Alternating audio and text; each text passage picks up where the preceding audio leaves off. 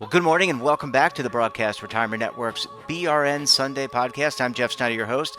I'll be joined this week by members of the media, academia, and financial services as we analyze all the news this week in retirement markets, technology, personal finance, so much more. We've got another great show for you, so sit back and relax and enjoy this episode of the BRN Sunday podcast.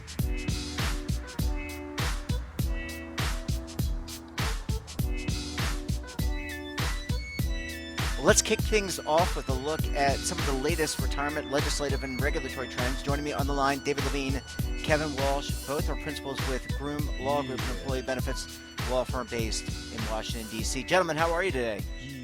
We're doing well, Jeff. Thanks for having us on. And this is an exciting week in benefits because the Department of Labor put out a new interim final rule. And before we dive into the nitty gritties, I think David's going to provide some background. Absolutely. Go ahead, David. Great. Well, first of all, interim final rule, that sounds like gobbledygook. So I better explain what we're talking about Yes, first. please. So the key thing is retirement savings. What's it for? It's supposed to help you when you're not working anymore.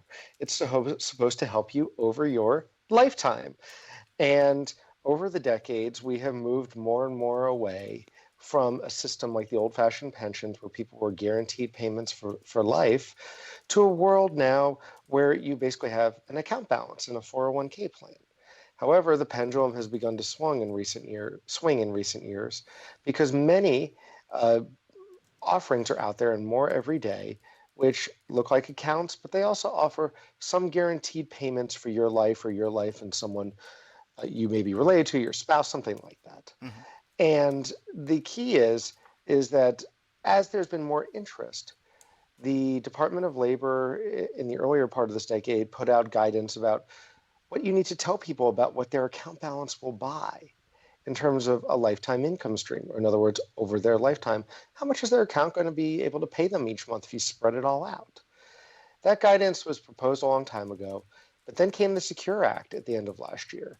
The Secure Act told the DOL, put out something about lifetime income disclosures that will go onto people's benefit statements and for defined contribution plans. So the Department of Labor, with their many things going on, did that. Mm-hmm. And they put out this interim final rule. What does it mean? It's effective in 12 months, and Kevin will talk about it in a minute.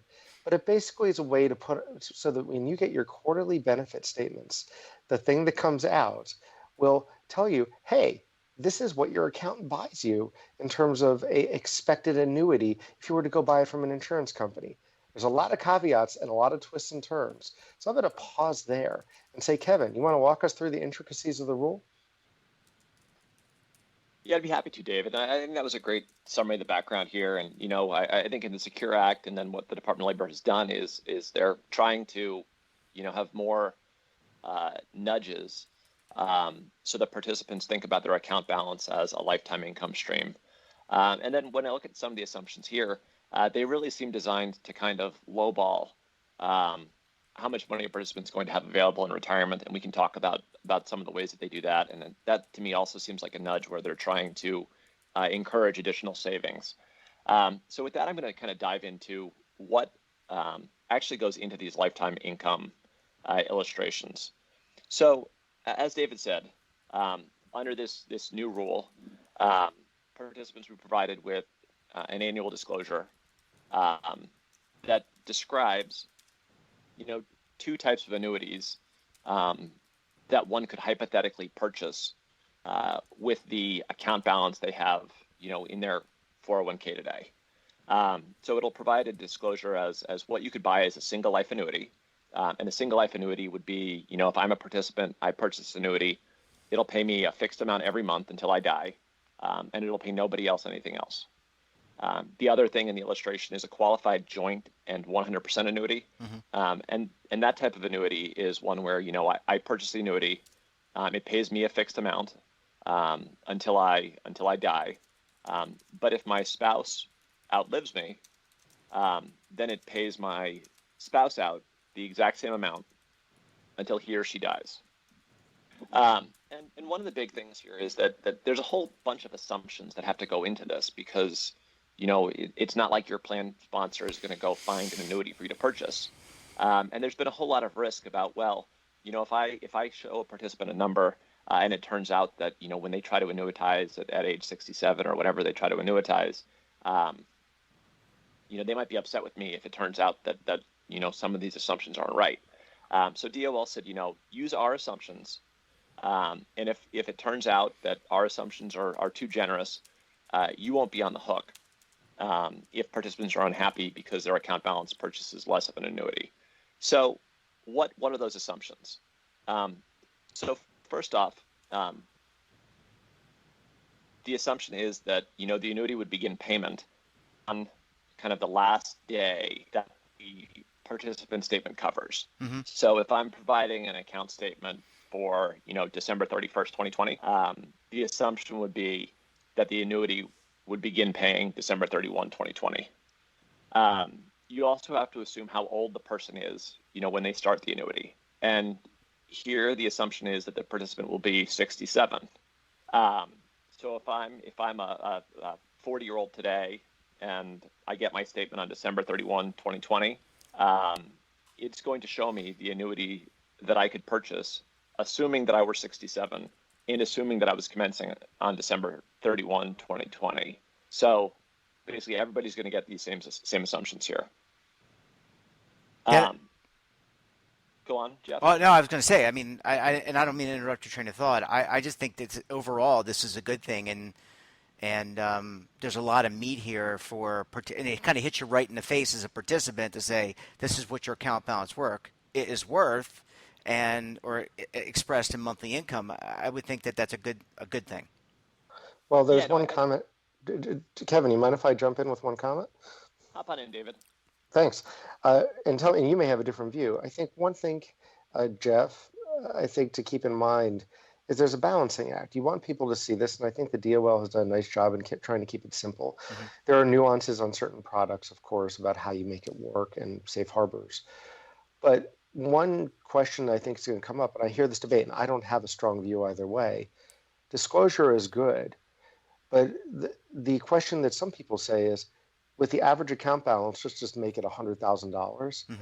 The amount of lifetime income it buys compared to most people's day-to-day cost may not be that much.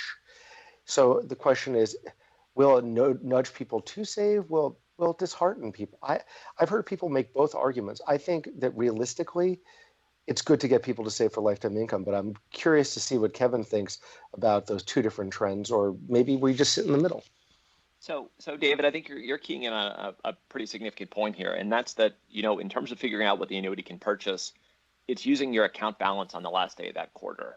So once again, if you're a 40-year-old, it's telling you the annuity you could get were you not to be a 40-year-old, but were you to be a 67-year-old and starting that day. So in that sense, it does kind of give you kind of a very low estimate. Because it's not saying, you're 40, we anticipate you'll work for another 25 years. Your account balance is likely to grow. It doesn't take the growth of the account balance into account. We've seen a lot of criticism of that, and we expect there to be comments on that in the hope that they make revisions before this takes effect. Because I think that's a fair point that David's making, that, for people who are not near their retirement date, it's less useful for them to see an annuity value that doesn't reflect kind of the value of compounding and saving in future years.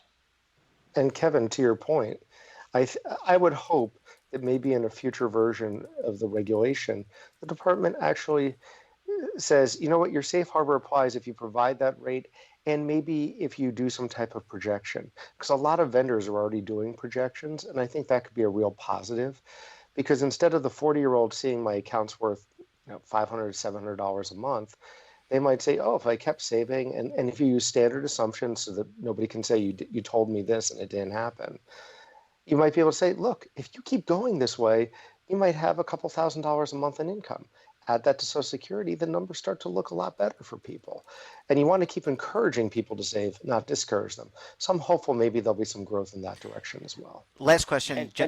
Go ahead, Kev. Finish your thought. Do you mind if I just hit on in two things? So, in addition to those, it also provides kind of a measure for figuring out what interest rate to use, and also for how to assume what life expectancy will be. So, I said at the beginning there were a handful of fixed projections. Just wanted to wrap that up. What were you saying, Jeff? I was just going to ask you.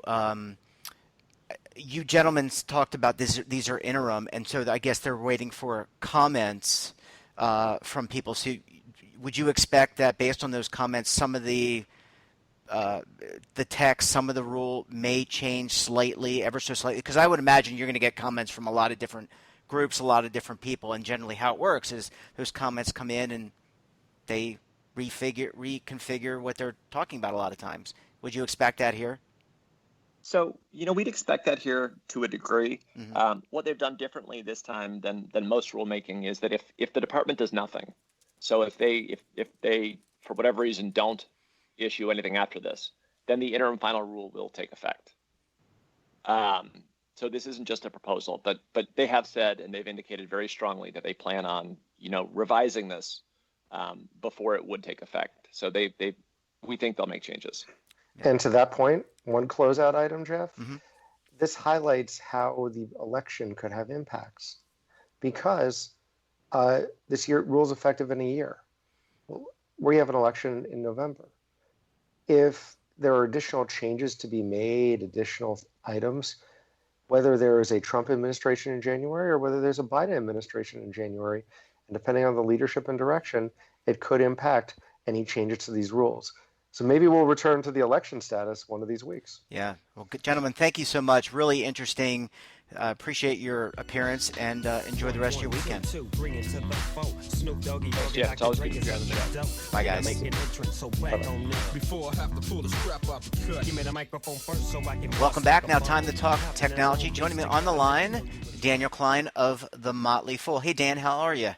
Hey, Jeff, how are you? I'm doing quite well. It's a beautiful sunny day as we're recording our segment, and it seems to be uplifting. So I'm doing really well. I am happy to lift people up. Well, it's the positivity in your voice just exudes confidence and makes me very happy. So let's jump in because a lot of big stuff going on in tech this week, and I know two stories you wanted to focus on. The first one being Apple. What's going on there? Yeah, Apple wants to be in the subscription business. That is something they've dabbled in. Apple TV right now is technically a subscription, though they give it to most people. If you have an Apple device that's less than a year old, you get it for free. But now they want to bundle some services in a couple of different areas. Maybe they'll take their arcade and their news service and their TV service, give you all of that for somewhere between $4.99 and $9.99 a month. That's going to be called Apple One, is the rumor. The other thing they're doing is they're offering an Apple TV Plus bundle with Showtime and CBS All Access. That's the one that seems really odd to me because that's basically taking 3 second-tier services and bundling them together. And that's not really the Apple way, but it shows that the subscription model is something Apple really wants. And it's easy to understand why. You get money from people every month. That's a good thing. Yeah, look, I think people want choice, and people clearly like Apple, and Apple's an innovative company, and as we talked about before, I mean, you have to keep developing. Look, I think the iPhone or phones, I think, has kind of reached a saturation point, even though they, and the quality of the devices are amazing. So you have to look for new areas of revenue, and it makes sense to me. I mean, you got to compete with the Spotify's and the other big media companies, right? You do, and this would include Apple One would include Apple Music. It would include iCloud, which is where you can store stuff. It's a good idea, but it's actually a kind of a late to the party idea for Apple, which is not completely unique. Apple isn't always the first mover. I don't think the iPhone is saturated. I think the iPhone launch in October with 5G phones is going to grow the market, assuming they do have 5G across all the phones. That said, they're exploring new areas. The other subscription they've talked about is a fitness subscription. And that would be, call it a Peloton knockoff without the device. The idea that you'd go to Apple fitness classes and it would probably be tied into the watch, and maybe somewhere down the line they build an Apple bike, or, I floated the idea that they buy Peloton, but most people think that's a little bit rich for Apple's blood. They tend to make smaller acquisitions, but it would fit. They make a top tier, product, and so does Peloton. Those two companies would match. So Apple is really kind of going after everybody here. Yeah, well, after 43 years, so they were founded in 1977, is that right? Or that was the release of the Apple II? Maybe it was a year or two earlier. Do you? I'm not sure of the year exactly. I was a little bit young at that point. Well, as was I, Dan. Although I'm older than you are, but I think it was about 43. So they have really, mutated or innovated and changed who they are. And I think this is just another signal that they make great products, great devices, but they're trying to continue to evolve. And I think any business, if it wants to survive, as we've talked about here and on the network, Dan, you've got to be innovative. Yeah, the problem Apple has is they can have something that would be considered a success at any other company. So look at Apple Watch. It's the dominant smartwatch device, but for Apple, it's basically changing the cushion. And that's going to be the problem with this subscription service.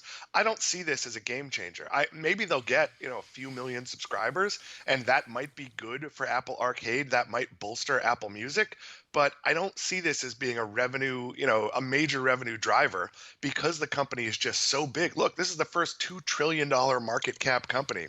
Maybe this helps them get to 3 trillion, but I think this is just going to be a tiny little business note for Apple.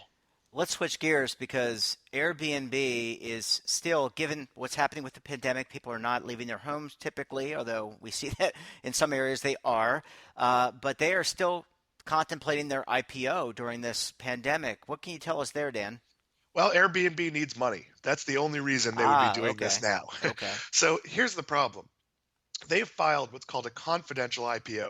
That means that so far they have not released their financials, but eventually they're going to have to put out a year's worth of financials. And Jeff, let me give you the secret. The past year, it hasn't been good. Yeah, I think I could probably say the last 6 months at least, it probably hasn't been good. Dan, when you look at Airbnb, forget the pandemic because the pandemic is impacting hoteliers and Airbnb. But why hasn't it been good over the last previous to the pandemic? Well, it was fine previous to the pandemic. When people could travel, this was a good business. This was a viable IPO. The problem is at a time where, look, plenty of people are still traveling. They're taking remote vacations. They're renting houses with pools, excuse me, so they Sure. can have a little bit of privacy. There is some uptick, but the Airbnb model of like I sleep in your guest best bedroom, that at the moment is kind of gross. I'm not sleeping on some stranger's couch. I wasn't doing that in the first place, Yeah. but I'm certainly not doing it now. I would stay in an Airbnb, but only if it was a whole property, only if they detailed the cleaning procedures. I stayed in an Airbnb when we went to Key West a few weeks ago, but it was managed by a professional rental company that detailed right on the page what they were doing to clean it. Look, long term, is this a business that will bounce back?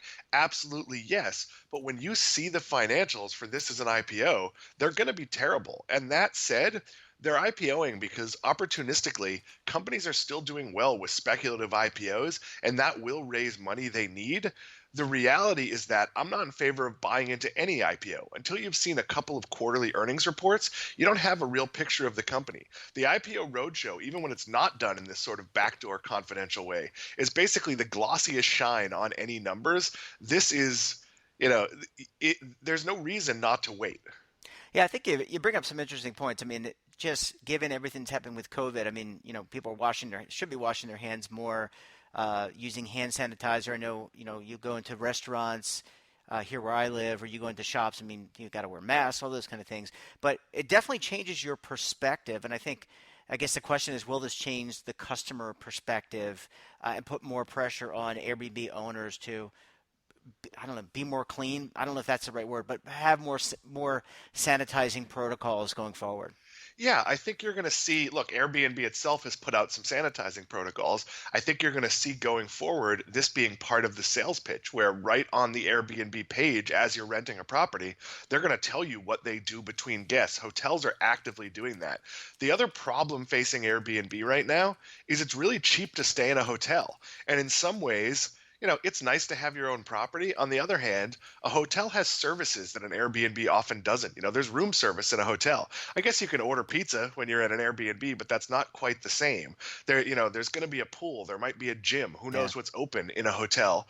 And right now, Hotels are at dirt cheap prices. So Airbnb is going to face a tough time. Do I think this model bounces back? Absolutely. It's a good idea. People want to stay in comfy properties and homes when they're traveling. There's a lot of benefit to that. I've used Airbnb lots of times, but as an IPO, who knows what this business looks like? Who knows if it's going to make money anytime soon? So, do I think they'll get the money they need to operate? Absolutely. Do I think you as an investor should be partaking? No, not until you've seen a couple of normal operations quarters. Yeah, well, again, I'm interested to see how this all kind of fleshes out. I have been, like yourself, been using Airbnb for business travel with my production team when we go on the road, and I found it to, a lot of the places to be very nice. But we'll have to see how it fleshes out. Dan, great to talk with you. Thanks so much for joining us on the program this morning, and we'll look forward to having you back on Tuesday morning when we talk a little bit tech talk. I look forward to taking it on the road, Jeff. Take it easy, buddy. I'll see you later. Welcome back. Now, time to take a look at This Week in Finance. Joining me on the line, he's Senior Financial Services Editor for LinkedIn and also the editor of the This Week in Finance newsletter, hence the name of the segment, Mr. Devin Banerjee. Hey, Devin, how are you? I'm doing well, Jeff. How are you? I'm doing great. Great to talk with you. Always appreciate you pulling double duty, both on the network and the podcast.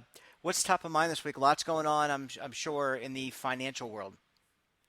Yeah, that's absolutely right, Jeff. And actually, I'm going to start with some exclusive data out of LinkedIn. This is, as you very well know, Jeff, part of our Workforce Confidence Index that we run at LinkedIn. It's become a bi-weekly survey. Very robust with statistically significant results. We have a whole research team working on it now.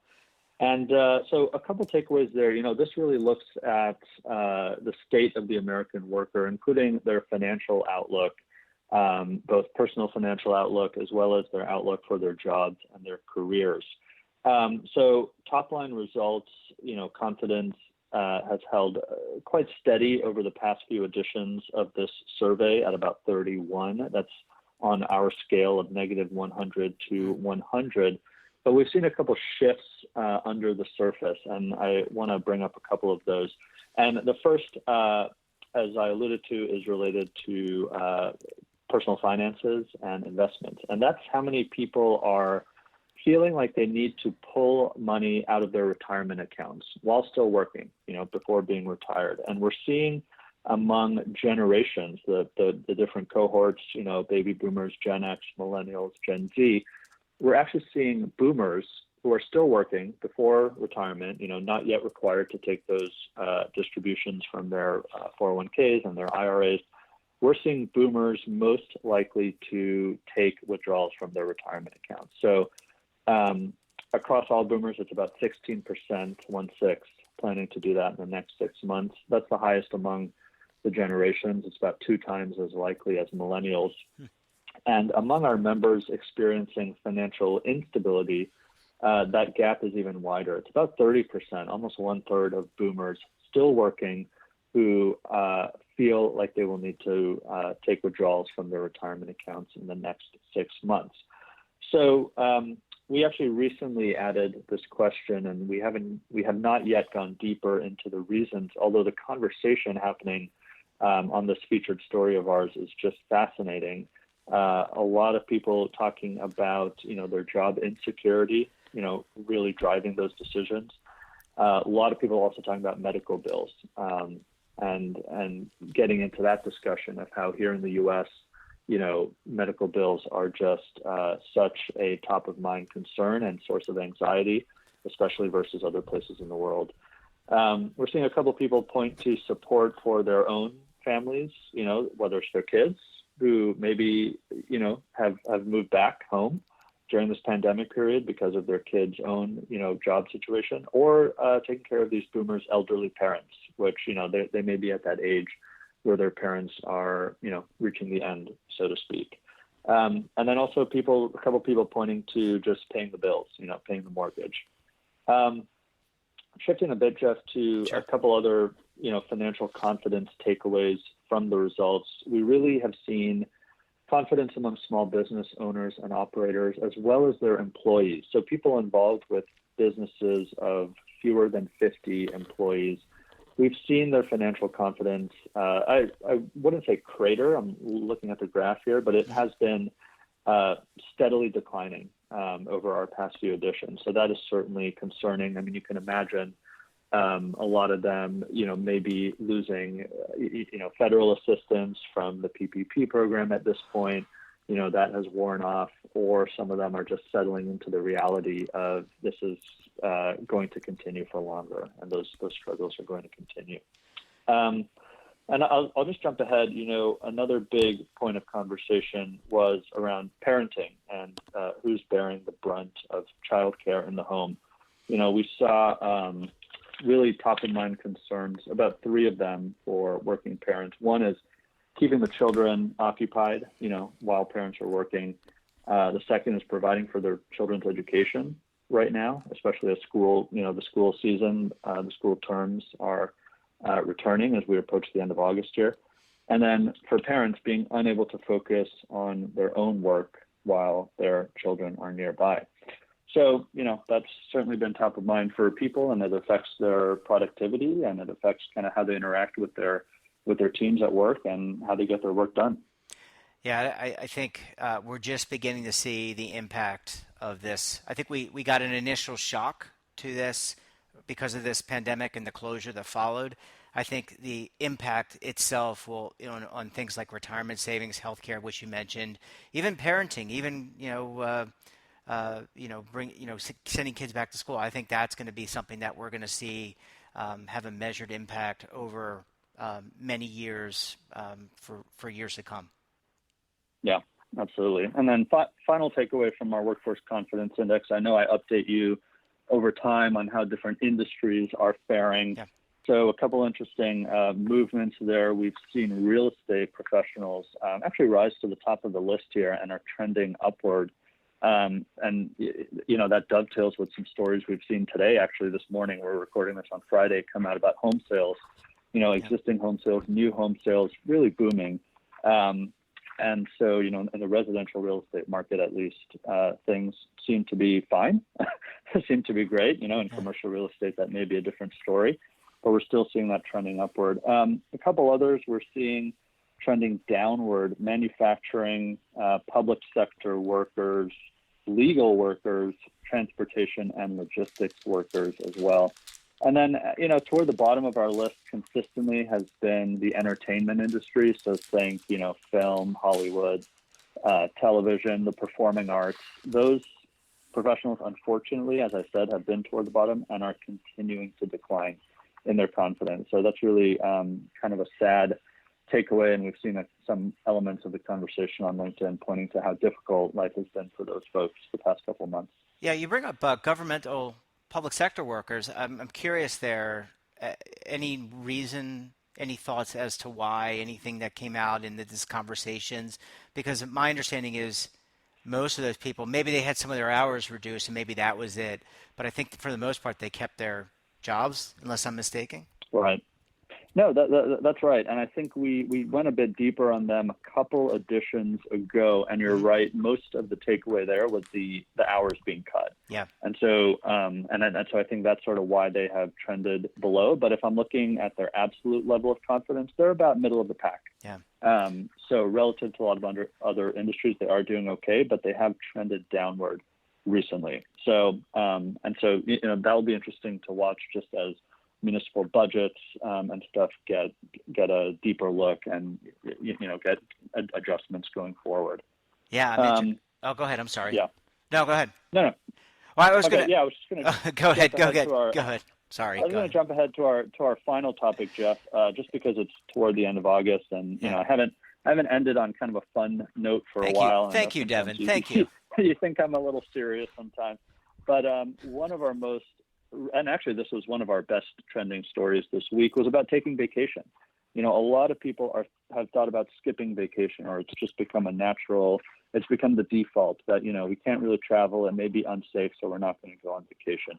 And there was a Harvard Business Review piece this week that we featured, citing several robust studies indicating and really reinforcing, because I think a lot of us know this, that performance nosedives when we work for extended periods of time without a break. the benefits of taking vacation are quite clear in research: improved productivity, lower stress, better overall mental health, greater creativity. And one of the interesting parts of this conversation and the Harvard Business Review piece is look at elite athletes, people we really look up to and people who perform at their highest levels.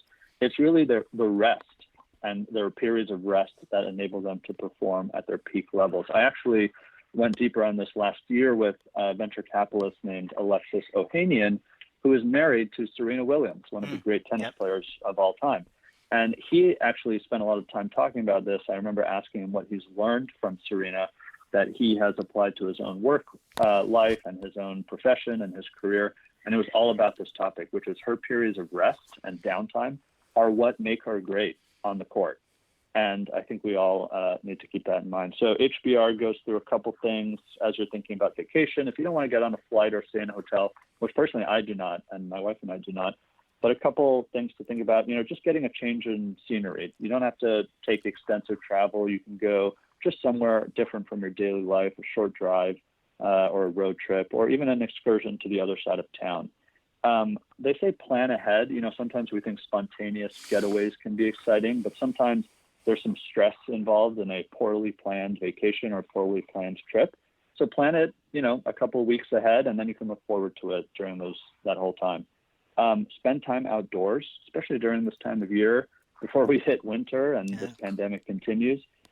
Spending time in nature really benefits you mentally and physically.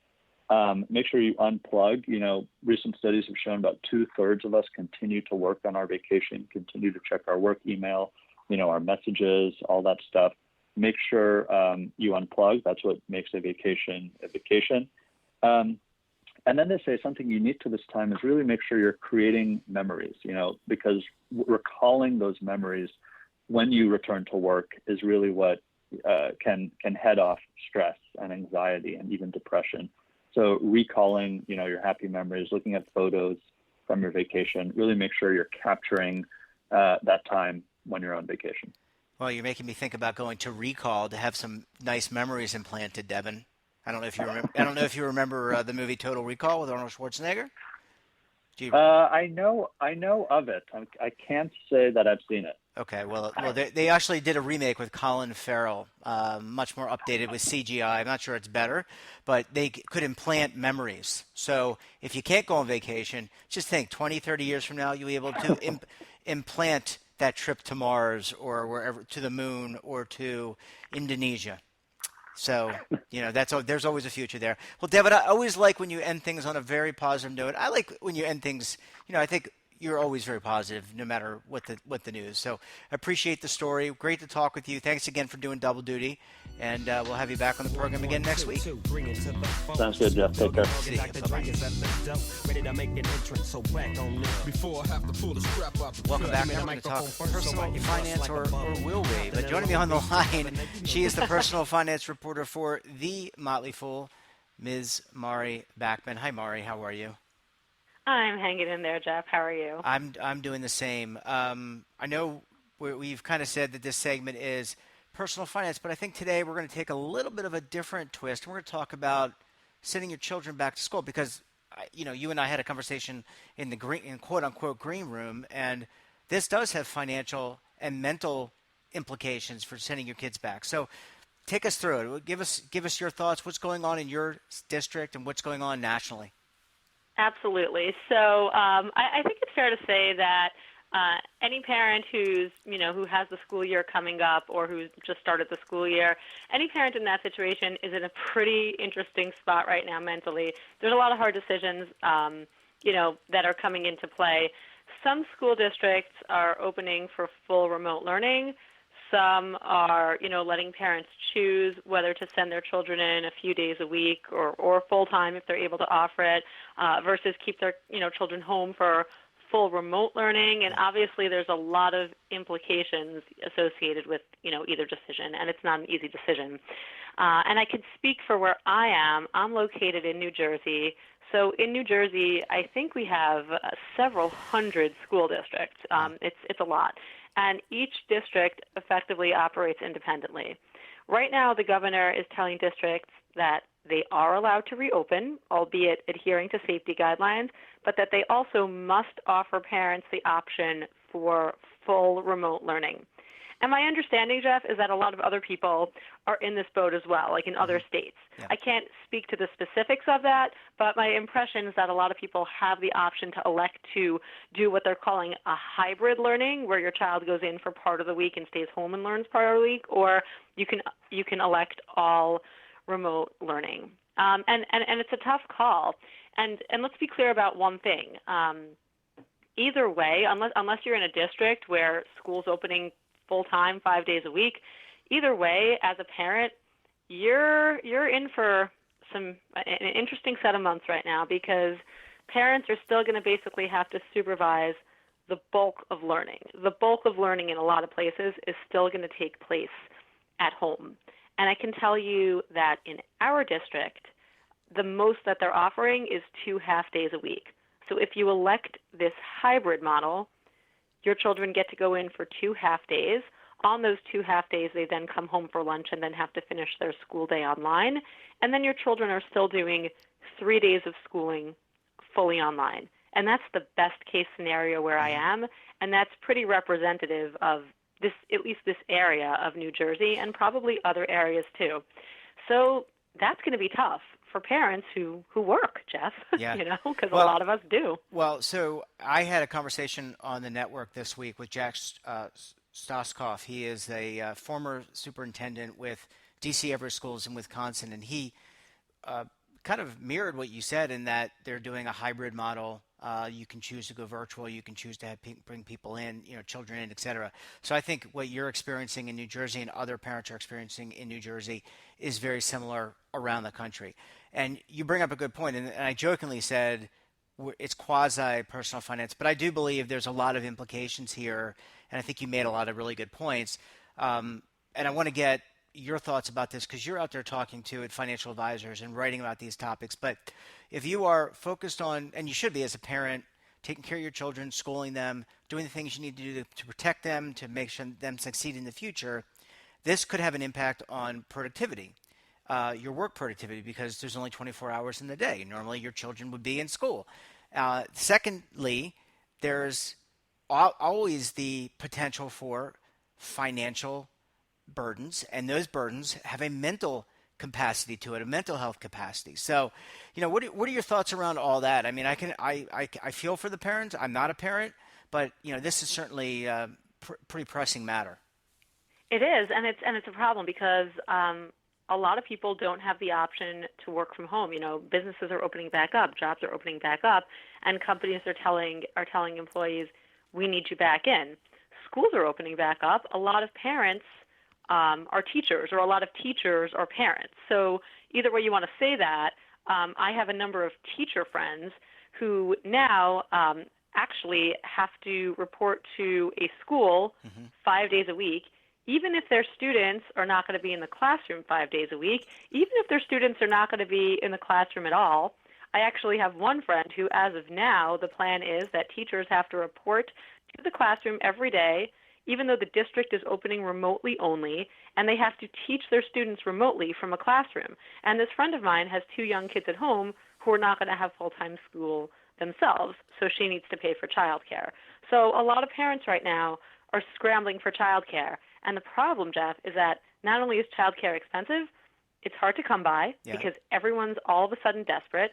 The other thing is that, there's a lot of health and safety implications that come with this hybrid model. I was actually reading a report from some epidemiologist who said that, in his opinion, the hybrid model was actually the most dangerous from a public health perspective, because normally what you have are students who go to a school building 5 days a week for about 6.5 hours a day, and usually through the schools you get before and after care, so that if you work a pretty standard work day, you can bring your kids in at 7 or 7:30 in the morning, you can keep them till 6 or so at night, and they're staying in the same building, and they're staying with the same cohort, and there's just less all over the place. And now with this hybrid model, what's happening is that basically parents are getting such little child care through the schools that they're scrambling and they're sending their kids to learning centers. They're bringing in college students and maybe even some high school students and, and young adults who maybe don't have a tendency to make the safest decisions during these times. So basically what's happening is that a lot of parents, because they're desperate and they have no other choice, not only are they now having to find room in their budgets to pay for this care, which is a lot more expensive than the typical before or after care you'll pay through a school. Not only are they doing that, they're also now basically creating a scenario where each family has so many more points of contact than they normally would under a normal school year.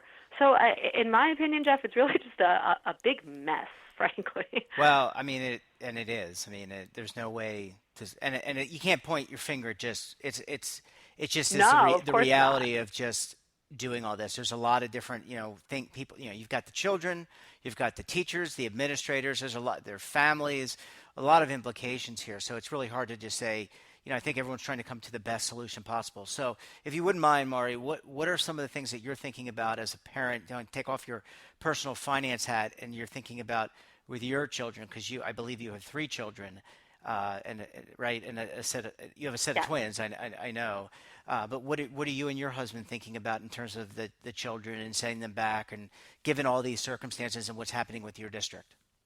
Right. Well, so I know a lot of parents are, they're bringing in tutors or babysitters or this, that, even if they're working from home, because they need someone to watch their kids during the day so that they can do their own jobs. And some parents also feel that they're not equipped to sit there with their children and guide them through their lessons.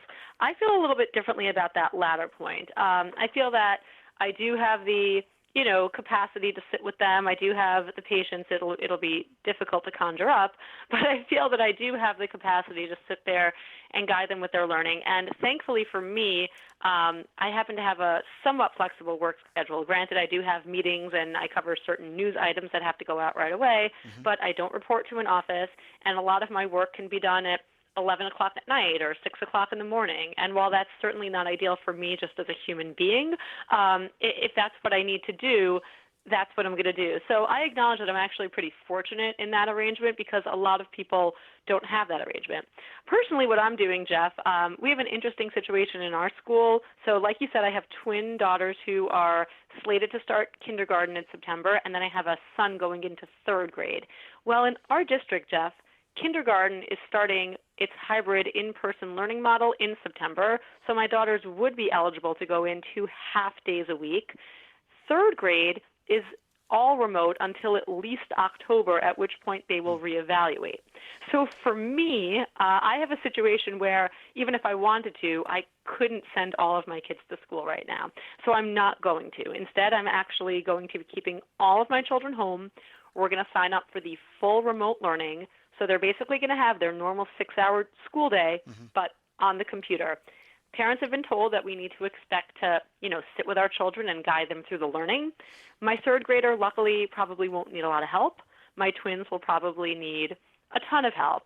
So I'm just going to take things 1 week at a time. Yeah. I'm going to plan to, we'll take over, either a study area, or maybe we'll take over the kitchen table, and I'll sit in between my girls on their laptops, and I'll have my laptop, and maybe while they're watching a science video or their teacher is doing a live lesson through Zoom or Google Classroom or whatever platform they're using, maybe I can write an article or part of an article or do some research so that, my day's not totally awash.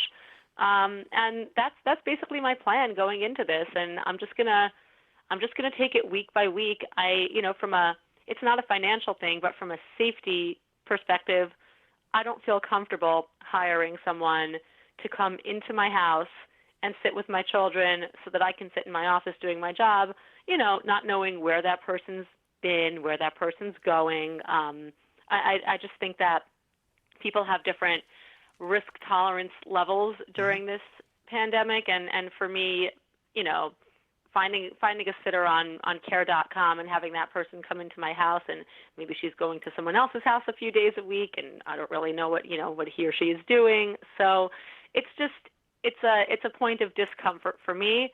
So I'm just not going to do it. and I'm extremely grateful and privileged that I'm in a situation where I don't have to. I can also say that if I work a little bit less and therefore earn a little bit less, well, I'm also not paying for childcare. So, there's sort of a trade-off there. So Right. I'm fortunate. I'm really fortunate in that regard, Jeff. It's a lot less stressful for me than it is for some other people, but I totally acknowledge that not everybody is in this boat. And at the same time, don't misunderstand me. I've been stressed about this. I mean, there have been a lot of sleepless nights in my house, and that's for me who's in a relatively flexible situation. So I really feel for the parents where, for example, both of them have to go back to work outside the home, and they just don't know what they're going to do. Yeah, well, I think you laid out a really reasonable, well thought through case for what you're going to do, and you're executing upon it. Last question, Maury. I mean, and I don't mean to go off the topic, but 2 weeks ago when you were on, we talked about the stimulus or the connecting, the re-upping of the stimulus, or there was a bill pending for additional stimulus. Put it that way. 30 seconds. Any developments there with some of the Nope. No. Okay. Well, that was Nope, that was the nope. 30 seconds. We're still stalled there. There are some other things that are happening. I could take 30 seconds and I could just tell you that basically President Trump has signed some executive orders. One of them is for a payroll tax break, which, to be clear, is right now just a deferral of taxes for employees, not a forgiveness of taxes. Mm-hmm. And the other executive order calls for a boost to unemployment, which the rolling out of which is looking very complicated, and it's looking like not everyone will be eligible. So that might be something to discuss in a couple of weeks from now. Maybe we'll have some movement. But, there are some things that are happening, but ultimately there is no movement on an official stimulus deal. So the CARES Act was passed in March. We're looking for basically our second CARES Act, and we're not there, unfortunately. Yeah, and that money could be used for childcare and other things that you just outlined previously. Well, Maury, appreciate you coming on. Thank you for sharing what's happening to you, your family, and in your school district. I think that's really helpful for people to hear. And, take care of yourself and the family. We look forward to having you on again very soon. Sounds good, Jeff. Have yourself a great weekend. Bye-bye. Bye. Welcome back. Time to talk about markets. And joining me on the line, he's the lead anchor for the TD Ameritrade Network, Mr. Oliver Rennick. Hi, Oliver. How are you? Hey, Jeff. Doing well. Looking forward to the weekend. Yeah, I think we all are. But before we do, we've got the final session of the day. We're recording this on Friday, but I wanted to get your sense for maybe some of the key themes of the week as you covered them on your shows, and you anchor the morning show and you anchor the evening show or the post-market show, Markets on the Close. So what have you been covering during the week? We've got a really fun week here at the network. We had a lot of great guests. We've been talking a lot of stock specifics. We've had some CEOs on. We had a CEO on from a company that is working on COVID-19 tests. That was a really interesting story.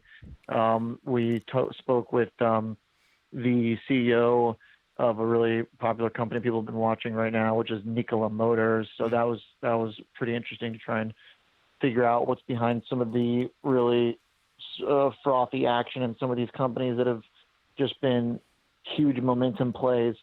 But overall, this is a week that was marked by a big blowout strength in the NASDAQ and a kind of rejection of the month-long rotation in the market that we've been watching. So that story that I've mentioned with you a few times is just totally hit a wall this week. And it's odd because we actually had a lot of good things happen for the economic picture this week, both in the current state and the look ahead. The jobless claims did come in higher than expectations, at about 1 million again, but for the most part, that's been trending in the right direction. And we have really good progress on the COVID curves here in the U.S., where total cases and hospitalizations are pretty much diving. The curve is really encouraging right now. So there's definitely a little bit of an oddity here in the market where investors chose instead to pile into some of the quarantine trades, tech trades that aren't necessarily quarantine specific, but just kind of momentum stocks that did well over the last 4 months instead of those that should do well if the economy is able to accelerate. So it is a little bit curious. Obviously there's still tons of uncertainty regarding the path forward for the virus, but it is a little bit, interesting to see the way the market was kind of at odds with some of the developments for the virus and the economy. Yeah, I say this every week when you and I talk, and I don't know if I'm shocked, or surprised, or what even the right word is, but just the resiliency in the market. And I go back to the beginning of this thing, and you lived it day to day, hour to hour, with the market taking a real negative drop early on, and it has just continued. And I think you made the point earlier that it's just unbelievable. But that resiliency, I mean, what does that tell you, just in general? I mean, does it just say that the underlying elements, the factors that are so important in an economy are just strong, or is it just, hey, the shoe could drop next week, and you and I'll be having a negative conversation next week? Well, I think that's kind of part of the reason why the market still is not fully turned and accepted the possibility of cyclical economic stocks being leaders. And so there's kind of a baseline with very low rates, very few alternatives for income, that investors generally gravitate towards the U.S. equity market as an asset class. And then within that, that's very positive for the big cap tech stocks, which are now 25% of the market, Yep. Those big five. So that kind of puts this underpinning to the NASDAQ that is bullish. And then it kind of does that no matter what the economy does. If the economic numbers are good or bad, then the NASDAQ generally goes up. If the economy numbers are good, the NASDAQ still goes up. It just goes up a little bit less, or it declines a little bit. And some of that money goes into the Russell and some of the value plays. And that's been the month-long back and forth we've been watching. So this week just kind of throws a wrench into that thesis, because by that logic, you should have expected better performance outside the NASDAQ, but you didn't get it. So I'm not totally sure what the best explanation for it is. The U.S. data, to some degree, there's a possibility that we have to monitor this, but the dollar has basically been in free fall, and that's been a really important part of the market. But this week it's actually stabilized a little, partly because our data actually is kind of getting hard to ignore in terms of its strength. I mean, the U.S. Economic Surprise Index is still sitting at highs, and that's happening as some of the data elsewhere got a little bit softer. Friday was a good example where the PMIs in the Eurozone missed, and so the Euro economic surprise turned south. The U.S. one stayed strong, dollar got bid, and that kind of just reaffirms the case for U.S. equities as an asset class, a regional kind of preference. And then if you're going to invest in the U.S., well, then you want to invest in the best companies and best performers. That's kind of a natural momentum gravitation. So maybe that's part of it going on here a little bit. Yeah, I think it's going to be interesting. I know a lot of people come post Labor Day are really going to be watching this thing and see. We've got our sights set on Q3. Then we enter Q4 where we have an election. I don't know if you've heard about that, but we do have an election coming up. So there's a lot of opportunity. I got word of it. Yeah, I think we're getting blitzed by it. But Oliver, I can't thank you enough for making a stop with us. Know how busy you are. Appreciate you. You're bookending your day with 2 shows, but appreciate you stopping by. Give us a little bit of insight into your world. Have a great weekend, and we'll talk to you soon. Appreciate it. Thanks, man. Welcome back. Now time to talk a little real estate. Joining me on the line, Market Watch's real estate reporter, Mr. Jacob Passy. Hi, Jacob. Welcome back to the program. How are you? I'm doing well. How are you? I'm doing quite well. Great to speak with you as always. Real estate, obviously a hot topic around the country. What's top of mind for you and the folks over at Market Watch this week? Yeah. So today, on Friday, the monthly existing home sales report came out. So it's delayed. It's a lagging report, so it shows last month's home sales, not this month. But anyway, the report showed that home sales, existing home sales, rose almost 25% between June and July, which is a record monthly increase. And the pace of sales in July was 5.86 million, because they do it as an annual rate, and that is the highest level since 2006. So the housing market is indeed booming right now, which is a huge turnaround from just a few months ago when you and I were talking about how the pandemic was throwing a lot of indecision into the market and, slowing things down and stuff. Well, that's not the world that the real estate market is in. It is booming. So, Jacob, is this just pent up? So we had all this time where we're all kind of trapped inside. I know people were buying, but they were buying virtually. I would suspect people kind of took a little bit of a breather. Now that things are reopened, is this just pent up? So there is definitely an extent to which this is pent-up demand. Lots of economists believe that the spring home buying season was basically just delayed a couple months. So we're seeing it now in like June, July, August, rather than March, April, May. So that's definitely the case. And a lot of economists believe that, coming into fall, September, October, November might still be elevated for that exact reason. Mm-hmm. However, there's also an extent to which this is demand being caused by the low mortgage rate environment. Mortgage rates are incredibly low still. They've risen the past couple weeks, but still incredibly low, especially for purchase loans. And that means that, and in many cases, the rates on purchase loans are actually lower right now than the rates on refinances. And so that means that, buyers, who are on the sidelines, who are, maybe not quite sure they could afford to purchase something, well, at a lower interest rate, a lot more things become affordable. So that is definitely, also causing a lot of people to jump into the market and rush to buy something to lock in that low rate. Yeah, and as you mentioned, we were at this low end of the mortgage rate spectrum. Is that going to continue? Is that a trend that is continuing? I think, do they release the mortgage rates trends weekly? And is that something that is continuing to go down, or is it now creeping in the other direction?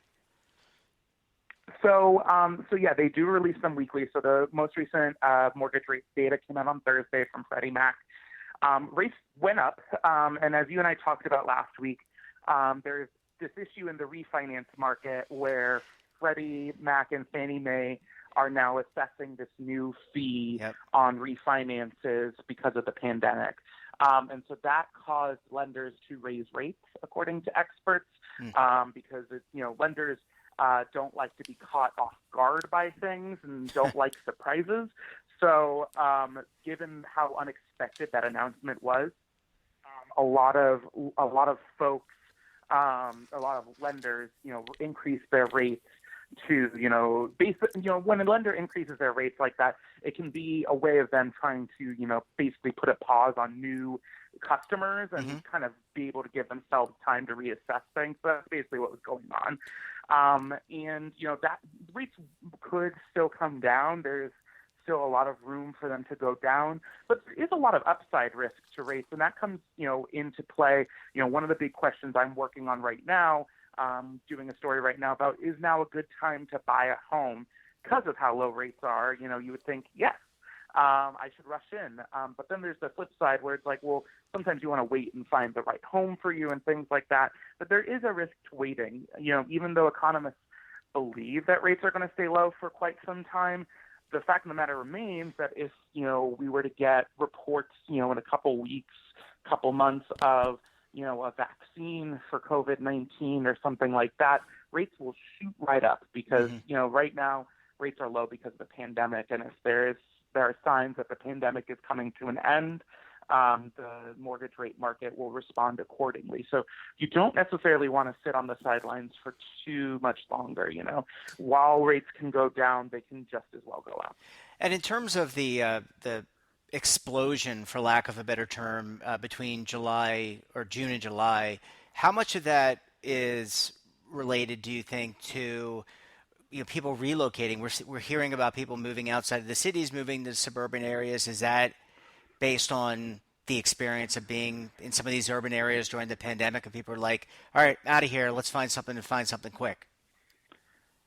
So a lot of the folks who are moving right now, and there's certainly a lot of folks who are making that exact move you just described, a lot of those folks are people who are probably going to move to the suburbs at some point anyway. And I think that's an important point to make because you see all these stories about, is New York City dead, things like that. And the fact of the matter remains, right now everyone's working from home, but eventually we'll probably be going back to offices. And when things return to some semblance of normalcy, New York City will once again become a popular place to live, and you'll see people move into the city. But a lot of what's going on right now is generational. Millennials are, entering their peak home buying years. Lots of people who are millennials are getting married, are having kids, and those kind of lifestyle decisions are what drive most real estate choices that people make. So these are a lot of people who probably, may have had their first kid and were still renting in New York City, and we're thinking, oh, I'll wait till the second kid comes around to, go and buy. Well, now they're suddenly stuck at home with a screaming infant all day and thinking it'd be great to have some more space in the home office and things like that. So it's pushing the timeline forward, so to speak. It's not necessarily causing people to move who would not have otherwise moved. You also see a lot of folks, in the upper end of the market, when we're talking about luxury real estate in the city, a lot of folks may have gone and purchased like a vacation home in the Hamptons or, a home upstate in New York, or, if they're in San Francisco, they may have bought, a home in, near Napa Valley or something like that to like have a getaway from, urban areas, which are not as comfortable right now because of the pandemic. What we don't know yet is what those people are going to do with the homes they're leaving behind. They may return eventually, when things get back to normal. They may turn around and say, well, I do really like living in San Francisco or in New York. I want to just go back. I don't want to live where I am now permanently. So they may turn around, return to the home they're holding on to, and then either keep that other home they just bought as a vacation home or rent it out or sell it. So, there's a lot that remains to be seen. And that's also, plays into, it is hard, for a lot of folks, it probably is a hard decision to make as to whether or not to buy right now because you don't know if, prices are going to go up or down, if rates are going to go up or down, if your dream home is going to come on the market 2 months from now. So it's a tough market, but it's a popular market. So, Jacob, just real quick, we're coming up on the Labor Day holiday in a few weeks. Anything that we would expect to happen after the holiday? People come back from, or maybe they're not going anywhere, they're at a staycation. But would you typically expect anything to happen post Labor Day and anything different as a result of where we are right now in the midst of this pandemic? In terms of the real estate market, you mean? Yes. Yeah. So I think one question that is going to be interesting to look at is how important, being close to it, being within a good school district is. That's obviously for a lot of families a big question, right? A big factor in their decision on where to buy or what home to buy. And I don't, it depends on how long things continue on for. But to the extent that some folks might have disposable income and could, move to a better school district, I do wonder if, after Labor Day, we're going to see any families moving to get their kids into a school district that is handling, remote learning and things like that better. There's a lot of variation from school district to school district on how to handle this situation. Different school districts have different levels of funding for, virtual technologies and things like that. And so I there's not been a lot of reporting on this. I think, it's not, I'm not trying to say that, school districts don't matter in the choice that people make. They still do matter. And, chances are, well-funded, well-performing school districts are probably the better equipped ones to handle things. But, when you're deciding, if you're in a state like New Jersey, the school districts are often by town. So between two towns, one town school district might, handle this transition better than the other. And I wonder to what extent folks are going to try to, buy a new home so they can get their kids, into that better school district amidst all this chaos. Yeah. So that it will be one thing to see post Labor Day when, school is really in session and things like that. Yeah, you bring up a really interesting point. And from a discussion we had earlier in the show with Mari Bachman of The Motley Fool, this is a big issue for parents who are, in a district-by-district basis having to decide whether to send them back, do a virtual, or do some type of hybrid. Jacob, always a pleasure chatting with you. Really appreciate your insight into the market. We look forward to talking to you again next week. Yeah, talk next week. Take care. Bye. Well, that wraps up this episode of the BRN Sunday podcast. I want to thank all of our great contributors, and of course, thank you, our audience, for stopping by. Don't forget to join us tomorrow on BRN AM. I'll be joined by Inside Higher Ed's Rick Seltzer. He'll be giving us an update on what's happening on college campuses as they begin to reopen. So until then, I'm Jeff Snyder. Stay safe, keep on saving, and don't forget, roll with the changes.